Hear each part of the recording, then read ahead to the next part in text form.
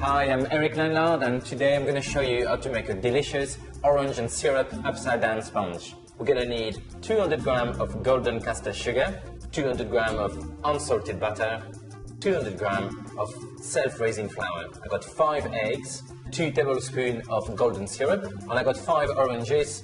For this time, because we are in season, I'm using blood orange, which is going to give us a beautiful color to our delicious sponge. So we're going to slice them. And I need enough slices to cover the bottom of my tin. So the first step is to make the sugar syrup. So I'm adding 200 grams of golden caster sugar and 200 ml of water. I'm going to take them to the boil. Okay, so I just reduced the heat just to get a little bit of simmer happening on our saucepans, and I'm just going to poach the slice of orange. And we're going to leave them in a simmering syrup for around 10 minutes. Right, so this is simmering away. We're going to start by making the sponge. All your ingredients must be at the same temperatures. So we've got the butter, which is nice and soft, and we're going to add to it the golden caster sugar. This part of the recipe is probably the most important one, the creaming of the butter of the sugar. What we really want to do is to have all the sugar completely dissolved till the mixture is almost like white, and you can't overdo it, so just put it on at full speed and you will get a perfect sponge. You can see the consistency now, it's almost double in quantity, it's nice and fluffy, and it's got a very, very pale color. So we're ready to add our eggs to it.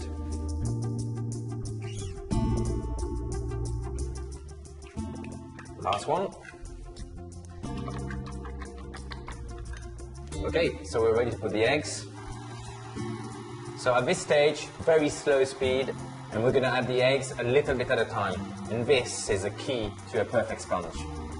Just wait for your eggs to be completely incorporated and add the next lot to it.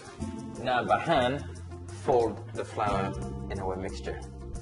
So I'm using Nielsen's natural-friendly self-raising flour. Okay, this is perfect. It's all nice and smooth. And I'm just going to grab my slices of oranges, which should be ready now. And the smell is unbelievable.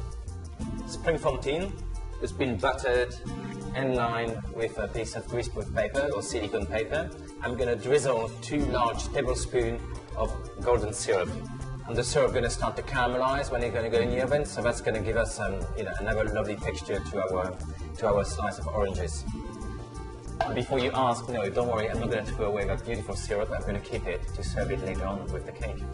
So I'm placing the oranges nice and neatly. Well, remember, I'm a pastry chef, so I want to make sure the cake looks beautiful. Remember as well, this is going to be the top of our cake, so make sure the slices always look good, not to impress your guests. So it's time to put our sponge mixture on top of our oranges, trying not to disturb them. Okay, so that's going to go in the oven now. Temperature of 180. It will take roughly 30 to 35 minutes. The best way to shake it, prick it with a screws or a sharp knife. When it comes out clean, it's cooked. Clean knife, it's ready. Okay, so now we're going to leave it to cool down completely before we turn it around on our serving dish. Okay, so our cake is nice and cold now. Okay, and now the moment of truth. Big large plate on the top. And it's just gonna turn it over. Remove this. And look at this beautiful slice of oranges and the beautiful colors from the blood. And the final touch to our beautiful sponge is to drizzle the zesty syrup on the top. And there it is, our orange and syrup upside down sponge. For more of my recipes and tips, please log on to bakingmad.com.